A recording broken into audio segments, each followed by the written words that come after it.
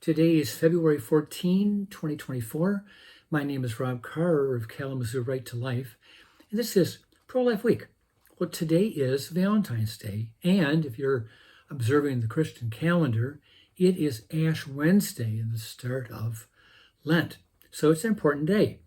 But yesterday, on the 13th, Joe Manchin, senator from West Virginia, moderate conservative Joe Manchin, announced that he is going to be a co-sponsor of the Reproductive Freedom for All Act. This bill would codify Roe v. Wade and establish a national policy, national law on abortion. I believe it would circumvent the Supreme Court's Dobbs decision that transferred that right from the courts back to the state legislatures. So we'll see how this plays out. And it's not going to go anywhere because the Republicans would filibuster the bill anyway, and it's going to die there. But Joe Manchin is a co-sponsor. Now, this is what he says about abortion. Quote, "While I will always consider myself pro-life, we cannot take away a woman's basic right to make her own healthcare decisions," unquote. Well, Joe, does that sound like someone who is genuinely pro-life?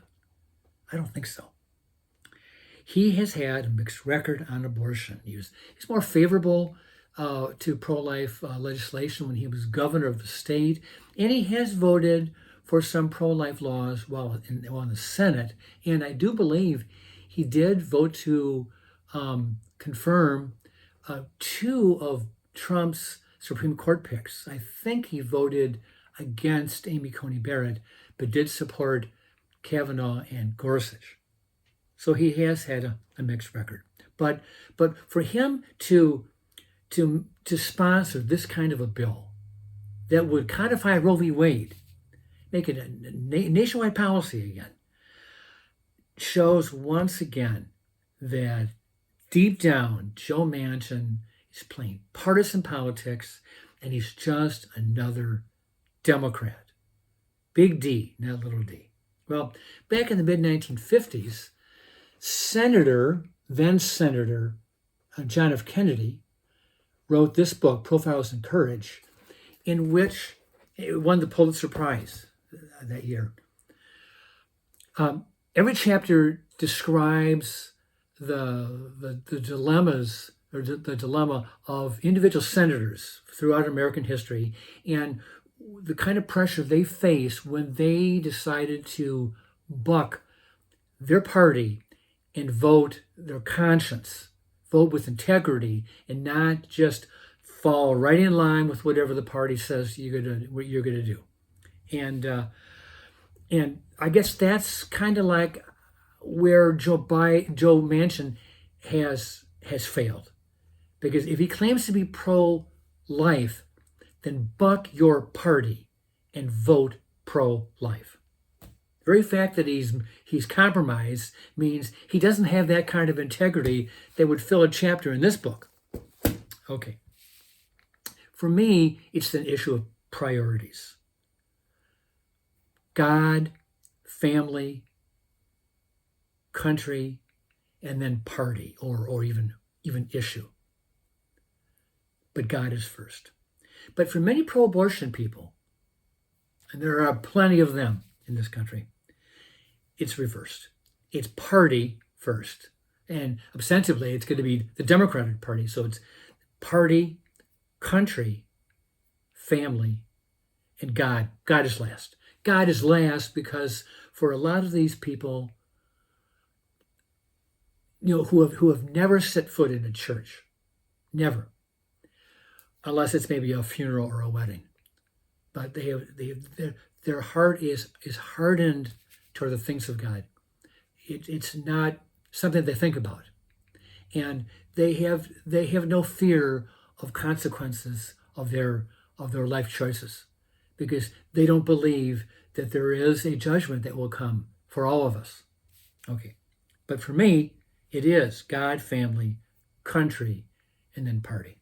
Well, A few years ago, there was a senator, a congressman from one of the suburb areas of Chicago, Daniel Lipinski, who was one of a very few solidly pro-life Democrats. And back in 2018, he so angered the Democratic Party on the issue of abortion that he was challenged in a primary by a pro-abortion woman. And he defeated her in the primary, and then he went on to win the general election. But 2 years later, in 2020, the same woman challenged him in the primary again, and this time she won. Well, here again, it's the summer of 2020. The Dobbs decision had just passed, or was about to pass, and George Floyd, Black Lives Matter, Antifa. The country was in an upheaval, and he was defeated in the primary, and she went on to win, and she is still serving in Congress today. But Dan Lipinski held true to his faith and stood for integrity. He stood by his principles when it came to abortion. He was not willing to compromise like Joe Manchin has. He was not willing to compromise. And I read this morning that he voted with the Democrats 87% of the time. So it's not like he was a arch conservative. But when it came to abortion legislation, he was completely committed to the pro-life position. And thank God for him. But it does go to show you that if you are pro-life, the Democratic Party will try to get rid of you. There is no home for you in the Democratic Party. Well, let me turn the corner here.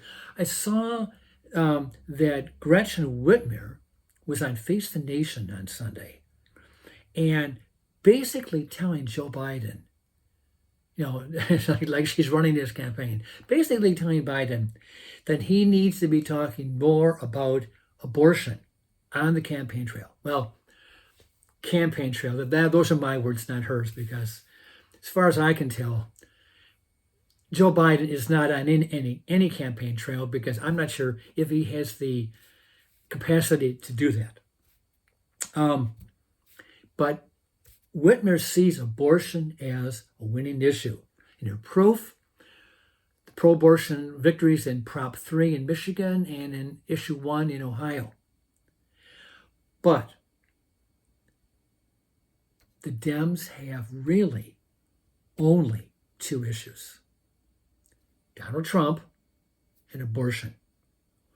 There are other issues on the plate. And I mean, these are not new. Everybody knows these issues. And abortion may not be the defining issue in 2024. Illegal immigration, the porous southern border, is probably going to be issue number one. Crime, fentanyl, Biden's mental acuity. We learned a whole lot more about that last Thursday. Food prices, housing costs, foreign policy. Joe Biden's fortunes will rise and fall on those issues. Not every voter in this country is a radicalized, feminist, pro-abortion voter who thinks that abortion is the only issue. American voters are more sophisticated and complex than that. And, we shall see how it all plays out. With that, I'll let you go, and I will see you next time.